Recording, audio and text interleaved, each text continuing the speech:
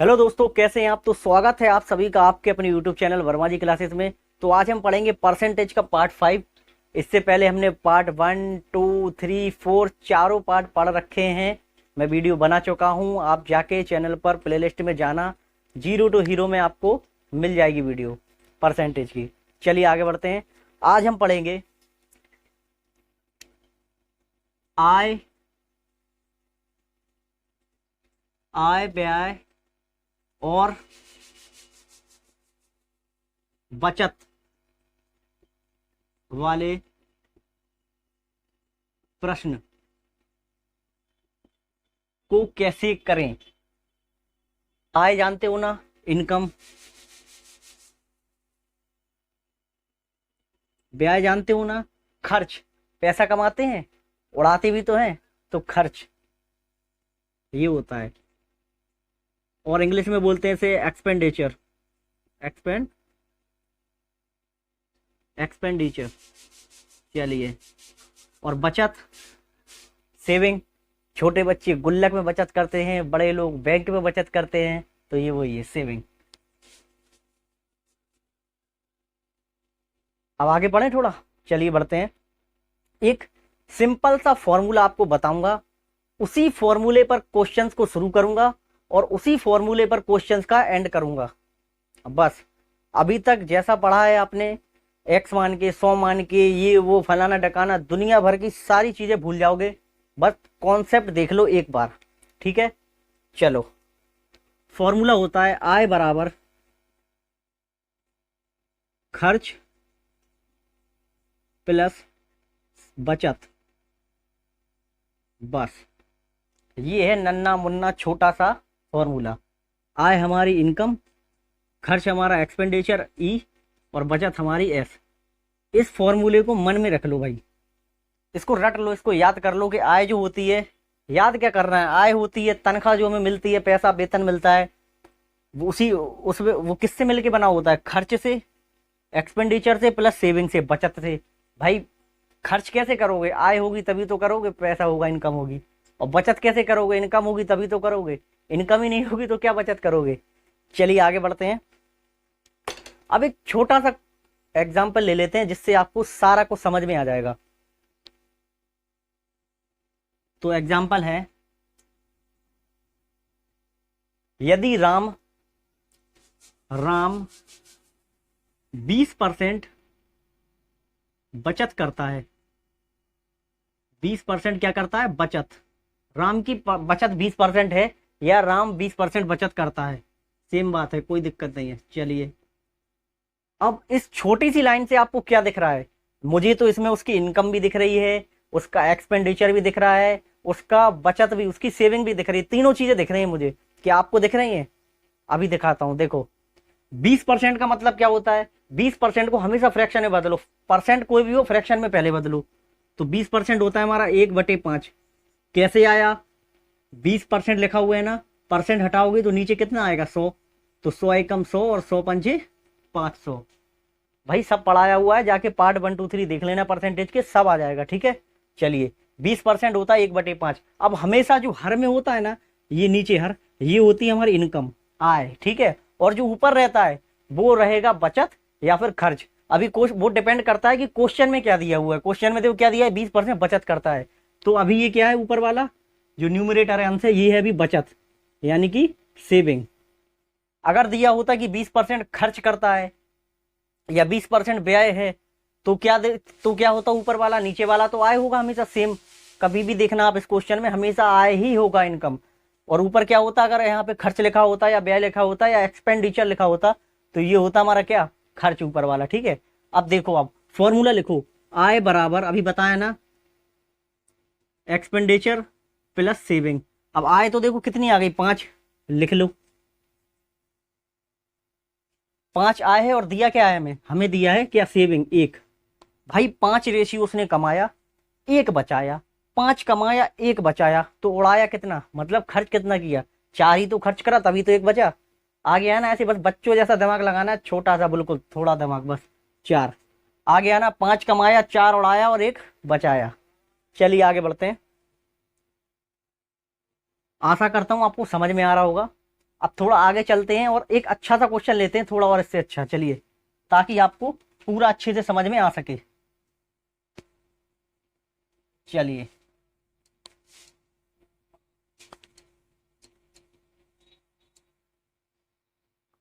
तो हमारा क्वेश्चन है, एग्जाम्पल है, राम राम 20%, राम का व्यय 20% है, राम का व्यय, व्यय मतलब खर्चा, एक्सपेंडिचर कितना है, लिख दे रहा मैं यहाँ पे, ठीक है, कंफ्यूज मत होना, खर्च कितना है, 20% है, राम का व्यय 20% है, यदि यदि राम की आय में 10% वृद्धि हो जाए, 10% वृद्धि हो जाए और बचत में 15% वृद्धि हो जाए, तो देखो, राम की आय में 10% वृद्धि हो जाए और बचत में 15% वृद्धि हो जाए, तो खर्च पर या फिर व्यय पर, तो राम की व्यय पर क्या प्रभाव पड़ेगा, क्या प्रभाव पड़ेगा, मतलब हमें बताना है कि ये जो वृद्धि और जो कमी जो भी हो रहा है, ये इसके बाद उसका जो व्यय है, उसका जो खर्च है, तो वो कितना कम होगा या ज्यादा होगा, कितने %% बढ़ जाएगा या कम हो जाएगा। चलिए करते हैं। सबसे पहले तो फॉर्मूला लिखो मेरा, इसको पकड़ो ऊपर वाली लाइन को, कि राम का व्यय यानी खर्च 20% है, 20% का मतलब 1/5, अभी बताया है ना, आई बराबर एक्सपेंडिचर प्लस सेविंग, 5 हमारी आय है, लिखो इसको, एक्सपेंडिचर कितना है, देखो दिखा है ना खर्च, तो अब ऊपर वाला खर्च है, ठीक है, मतलब व्यय है, 1 उसका खर्चा है, तो बचाता कितना है, जब 5 कमा रहा है, 1 उड़ा रहा है, तो 4 बचाएगा, सीधी सी बात है।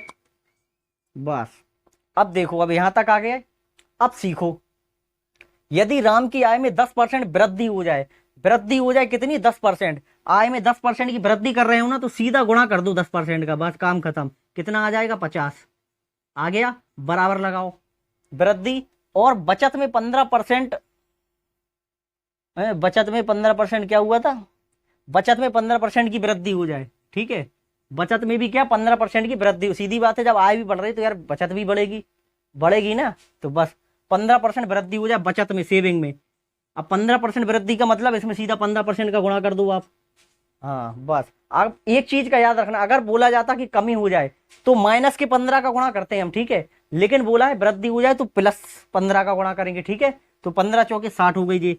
तो अब हमसे पूछा है तो व्यय पर क्या प्रभाव पड़ेगा, व्यय देखो कितना है, 1 है ना, अब इसको x से गुणा कर दो, 2 होता तो 2x कर देते, 3 होता तो 3x कर देते, x 1 है तो 1 का गुणा x में करेंगे तो x ही आएगा, बस लिख दो। तो अब x बराबर देखो आप कितना आएगा, तो x बराबर, x यहीं रहने दो, 60 इस तरफ लेके आओ आप, जब 50 और -60, 60 तो बड़ा है ना, और 60 में से 50 गए तो कितना, देखो माइनस का 10 आ रहा ना, बस माइनस का 10, और माइनस का मतलब क्या होता है, कमी, कि उसकी जो खर्च था ना जो पहले हो रहा था, अब उससे 10% और कम खर्च हो रहा है, कितना हो रहा है, 10% कम खर्च हो रहा है, जितना पहले होता था खर्च, जो व्यय था उसका, उससे 10% कमी आ गई उसमें, और समझ में आया ना। चलिए आगे बढ़ते हैं, अब क्वेश्चन करते हैं तो और अच्छे से समझ में आएगा, चलिए आगे बढ़ते हैं।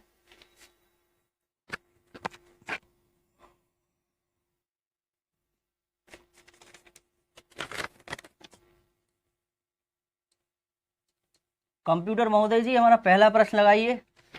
तो हमारा पहला प्रश्न कहता है, हमारा पहला प्रश्न कहता है, किसी परिवार की आय एवं व्यय का अनुपात, देखो क्या दे रखा है, आय और व्यय यानी कि खर्च का अनुपात, एक्सपेंडिचर का रेशियो कितना है, 10:7 है। यदि उस परिवार की बचत, अब पहले सबसे पहले इतनी लाइन जब आ जाए ना, तो सबसे पहले तो फॉर्मूला ही लिखो, आय बराबर एक्सपेंडिचर प्लस सेविंग, निकालो आय कितनी है 10, एक्सपेंडिचर खर्चा कितना दे रखा है 7, जब 10 कमा रहा है 7 उड़ा रहा है तो कितना बचाएगा, 3 बचाएगा ना, 3 बच रहा है, सीधी सी बात है, बस लिख दो। अब देखो अब क्या बोला गया है, यदि उस परिवार की बचत 15,000 रुपए हो, देखो बचत कितना रेशियो है, 3 रेशियो है, 3,000, 3 बराबर दे रखा है 15,000, तो 3 के बराबर कर दो आप कितना, 15,000। एक रेशियो का मान निकालो, 3 से भाग करोगे तो एक रेशियो का मान आ जाएगा 5,000। बिल्कुल आ गया। तो उसकी आय क्या होगी, बस 5,000 का आय पूछा है तो आय के रेशियो में गुणा कर दो एक रेशियो का, कितनी आ गई 50,000। मजा आ रहा है ना। अभी ये जो मैं कर रहा हूं ना, रेशियो से खेल रहा हूं, ये थोड़ा समझ में नहीं आ रहा होगा लेकिन आएगा। इससे बेस्ट तरीका पूरे यूट्यूब पर कहीं नहीं मिलेगा, दावे के साथ कह सकता हूं। चलिए आगे बढ़ते हैं।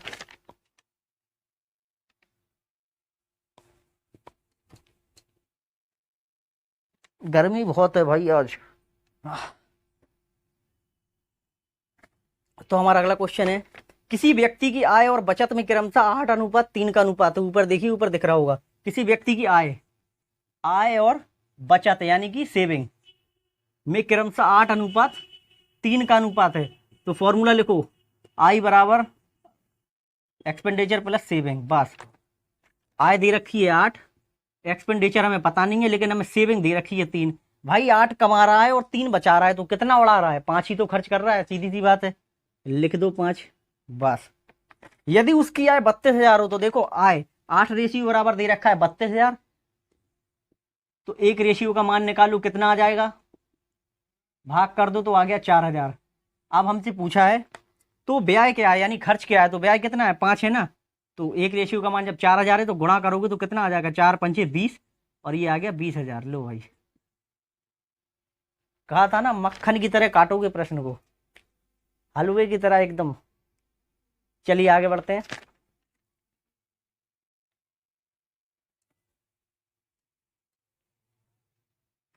चलिए, तो हमारा अगला प्रश्न है,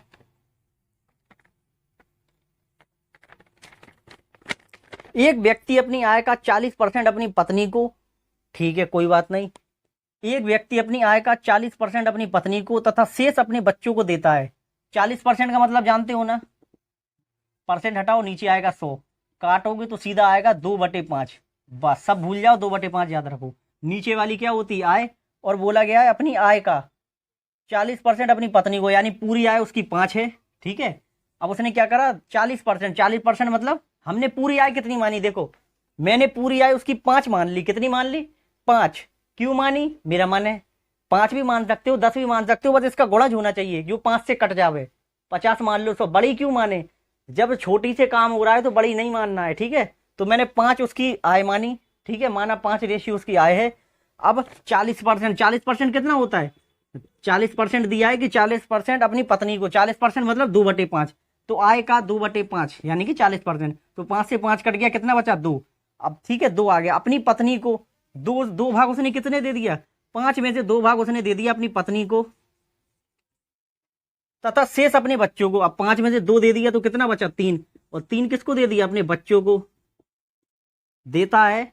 तो बच्चों के पास पत्नी को दिए गए धन का कितना प्रतिशत है, बच्चों के पास पत्नी को दिए गए धन का, धन कितना है पत्नी को दिए गए 2, कितना प्रतिशत है परसेंट के लिए, बस 100। तो 2 से काटोगे तो ये 5 बार, और 5 तिया 15, तो ये आ गया 150% है भाई। मजा आ रहा है ना, दबा के लाइक और शेयर ठोक दे दिए। चलिए आगे बढ़ते हैं।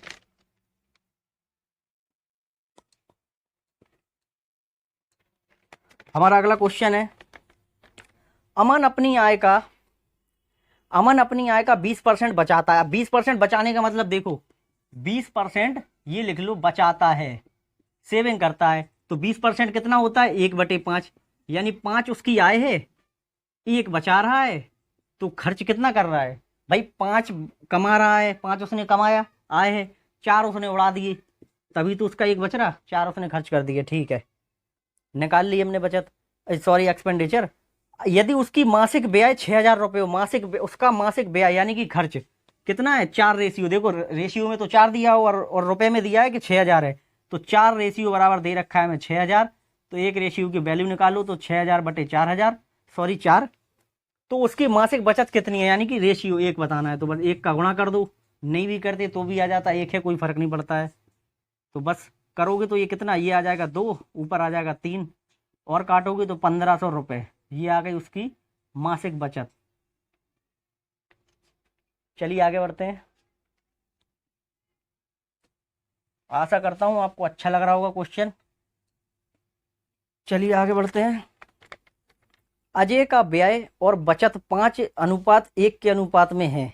हाँ भाई देखो, अजय का व्यय, व्यय यानी कि खर्च कितना है?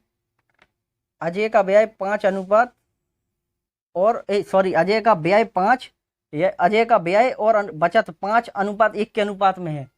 खर्च, व्यय यानी खर्च और बचत का अनुपात कितना है? 5:1 के अनुपात में। लिखो आई बराबर एक्सपेंडिचर प्लस सेविंग। अब देखो आई हमें पता नहीं है तो मत लिखो। एक्सपेंडिचर देखो दिया है कितना, 5 और सेविंग कितनी है 1। और मैंने फॉर्मूला क्या बढ़ाया है, आई बराबर ई प्लस एस। तो 5 और 1 6, तो 6 क्या हो गई उसकी कमाई भाई, आय तो होगी। कोई मैं अलग से नहीं कर रहा हूँ, गुणा भाग नहीं लगा रहा हूँ, बच्चों वाला फॉर्मूला है। बस 5 और 1 6 जोड़ दिया मैंने, क्यों? ई और प्लस एस, आई तो है आय, बस कर दिया मैंने। आय का रेशियो आ गया 6। चलो अब आगे बढ़ते हैं। तो क्वेश्चन है अनुपात में यदि उसकी आय 25% बढ़ा दी जाए। अब देखो बढ़ा रहे हैं ना, तो सीधा आय क्या, तो सीधा 25% का गुणा कर दो। तो 25 छक्का 150 भाई, ये लिख लो 150 बराबर लगाओ, बढ़ा दिया जाए। और बचत 15% बढ़ा दी जाए। बचत 15% बढ़ा रही है तो गुणा कर दो। तो 15 एकम 15, ये हो गया 15, बढ़ा दी जाए। तो उसके व्यय में प्रतिशत वृद्धि क्या है?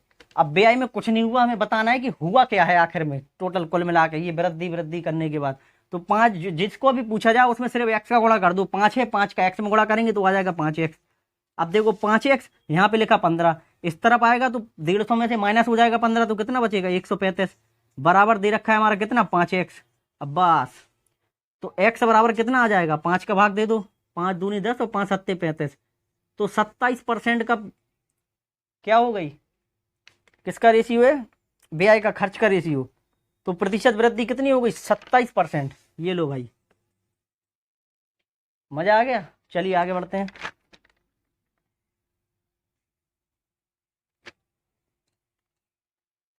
हमारा अगला क्वेश्चन है, रमेश की आय को 10% कम किया गया।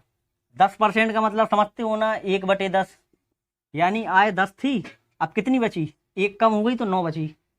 ठीक है, यदि उसकी आय को उसके पूर्व स्तर पर लाया जाए, मतलब ये 9 हो गई, 10 से 9, अब इसको वापस 9 से 10 बनाना है, तो उसमें कितने प्रतिशत की वृद्धि करनी होगी? 9 से 10 बनाना है, कितना चाहिए, 9 पहले नीचे लिखो, जिससे बढ़ाना होता है उसको नीचे लेके आओ। 9 से 10 करनी है तो 9 नीचे आएगा।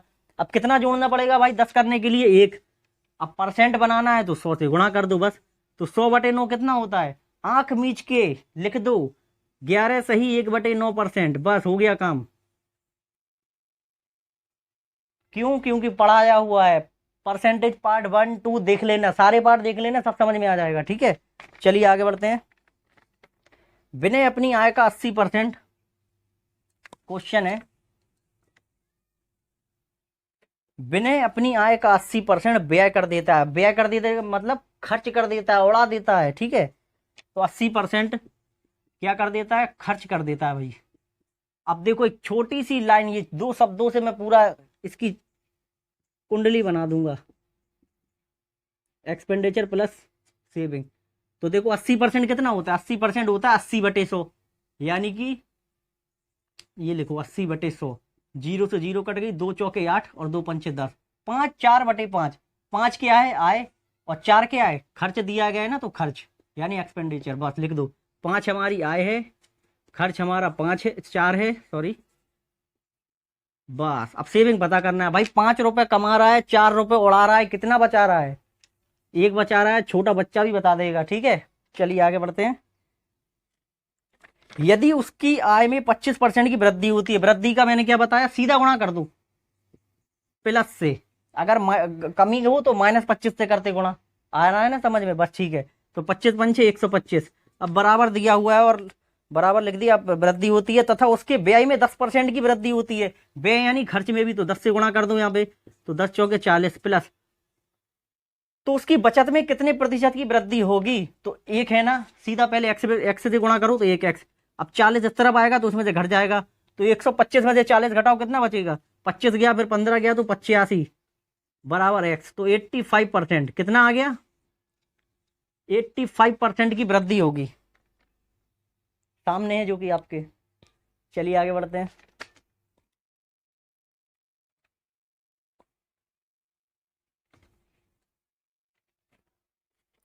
तो हमारा अगला क्वेश्चन है, अरुण को अपनी पूंजी अरुण को अपनी पूंजी के 1/4 भाग पर 3% ब्याज मिलता है। 2/3 पर ऊपर देखो दिख रहा होगा। अरुण को अपनी पूंजी के 1/4 भाग पर 3% ब्याज मिलता है। 2/3 भाग पर देखो, सबसे पहले तो 1/3, 2/3 या 1/6 या जो भी दिया हो पहले लिखो 1/4 और फिर दिया है 2/3। अब एक ऐसा अपनी आय ले लो, इन दोनों का एलसीएम ले लो जो इनसे आराम से कट जावे, कोई दिक्कत ना हो। तो क्या करेंगे, 4 और 3 का एलसीएम ले लेंगे 12। अब माना 12 जो है हमारी क्या आय है, ठीक है, क्योंकि इसमें दी तो रखी नहीं है, तो हमने मान लिया कि विनय की आय 12 रेशियो है। तो अब बोला गया है, सॉरी, अरुण की आय, तो अरुण की पूंजी का 1/4 भाग पर 3% ब्याज मिलता है। कितना, 1/4, तो 12 का 1/4 क्या होगा, गुणा कर दो सीधा तो 3। कितना ब्याज मिलता है, 3%, ठीक है।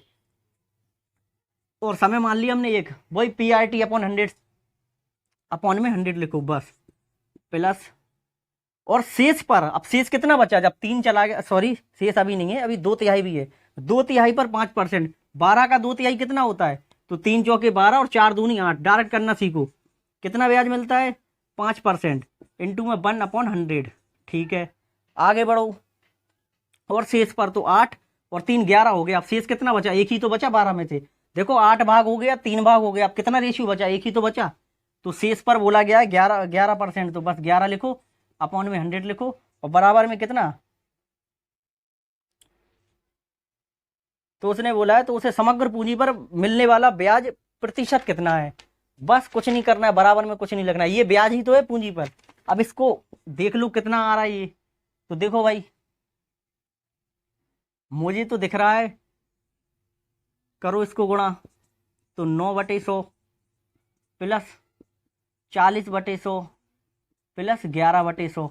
अब इसको जोड़ लो तो कितना आ जाएगा, 100 तो नीचे एलसीएम आएगा तीनों में से, तो 40 और 11 51, 51 और 9 60, काट लो तो कितना आ जाएगा, 2 तिया 6/5, तो 3/5 आ गया ये रेशियो, अभी ये इतना आया, ठीक है।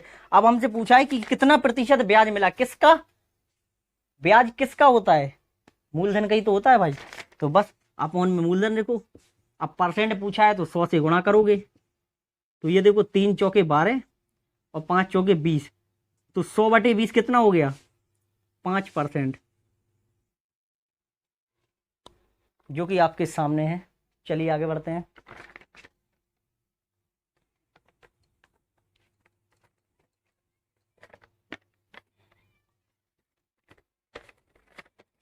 हमारी क्लास का आखिरी क्वेश्चन है, किसी व्यक्ति की आय 13,500 रुपए थी, 13,500, ठीक है भाई, आय 13,500 रुपए थी, तथा उसका व्यय यानी उसका खर्च, एक्सपेंडिचर लिख लो, एक्सपेंडिचर कितना, 9,000 रुपए था।